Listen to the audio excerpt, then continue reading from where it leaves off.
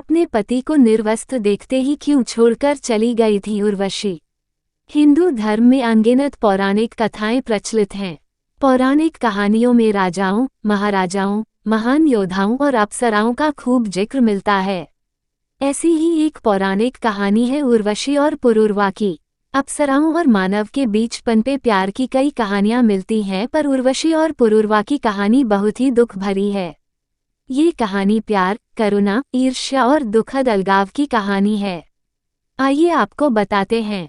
पुरूरवा पहले चंद्रवंशी राजा थे। वह बुध और ईला का पुत्र था। बुध सोम और बृहस्पति के पुत्र थे।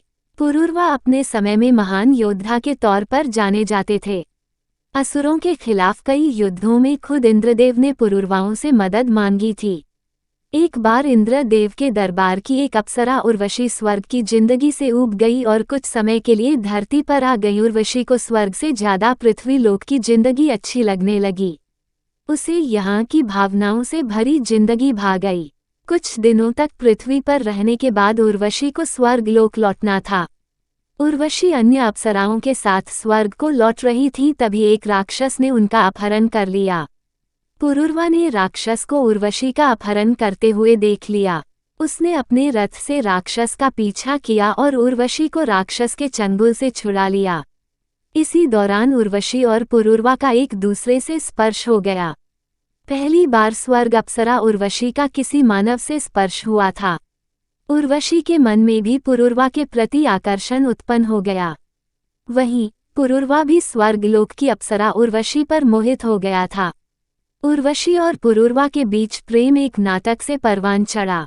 उर्वशी एक नाटक में लक्ष्मी देवी की भूमिका निभा रही थी। उर्वशी के मुंह से अपने प्रियतम के तौर पर पुरूरवा का नाम निकल गया, जबकि उर्वशी को भगवान विष्णु का नाम पुरुषोत्तम लेना था। नाटक को निर्देशित कर रहे भारत मुनि इससे क्रोधित हो गए और उन्होंने उर्वशी को श्राप दे दिया कि क्योंकि वह एक मानव के प्रति आकर्षित हो गई है, इसलिए अब उसे धरती पर ही रहना होगा और मानवों की तरह संतान भी पैदा करनी होंगी।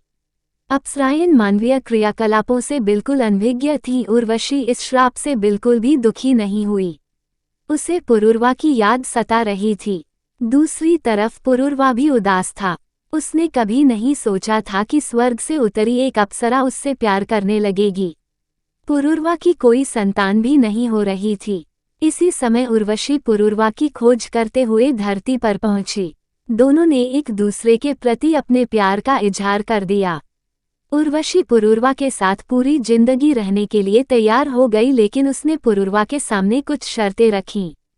उर्वशी ने पहली शर्त रखी कि पुरूरवा को उसकी 2 बकरियों की हमेशा सुरक्षा करनी होगी। दूसरी, हमेशा घी का ही सेवन करेगी। उर्वशी ने पुरूरवा के सामने तीसरी शर्त रखी कि वह शारीरिक संबंध बनाने के अलावा कभी एक दूसरे को निर्वस्त्र नहीं देखेंगे। पुरूरवा ने उर्वशी की सारी शर्तें मान ली और दोनों ने साथ रहना शुरू कर दिया। लेकिन उर्वशी और पुरूरवा की प्रेम कहानी में अब दुखद मोड़ आना बाकी था। ये सब घटनाक्रम देखकर स्वर्गलोक में देवताओं को ईर्ष्या हो रही थी। उर्वशी और पुरूरवा के बीच का ये प्रेम उनसे बर्दाश्त नहीं हो रहा था। उर्वशी के जाने के बाद स्वर्ग की रौनक भी जैसे कहीं चली गई थी। देवताओं ने उर्वशी और पुरूरवा को अलग करने के लिए एक योजना बनाई। एक रात गांधर्वों ने उर्वशी की बकरियों को चुरा लिया। जब बकरियों की आवाज उर्वशी ने सुनी तो उसने राजा पुरूरवा से उन्हें बचाने के लिए कहा। उस दौरान पुरूरवा निर्वस्त्र थे। बकरियों को बचाने की जल्दी में वह निर्वस्त्र ही बाहर निकल गए। इसी समय देवताओं ने स्वर्ग से बिजली चमका दी और उजाला कर दिया।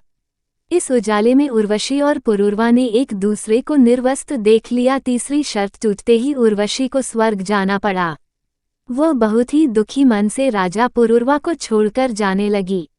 हालांकि उर्वशी पुरूरवा से हुए बच्चे को अपने साथ ले गई। उर्वशी ने कुछ समय बाद राजा पुरूरवा से कुरुक्षेत्र के निकट आने के लिए कहा ताकि वह पुरूरवा को बच्चा सौंप सके। बाद में कुछ ऐसे घटनाक्रम हुए जिसकी वजह से उर्वशी को कई बार धरती पर आना पड़ा। इस दौरान पुरूरवा और उर्वशी के कई बच्चे हुए। अगली गैलरी।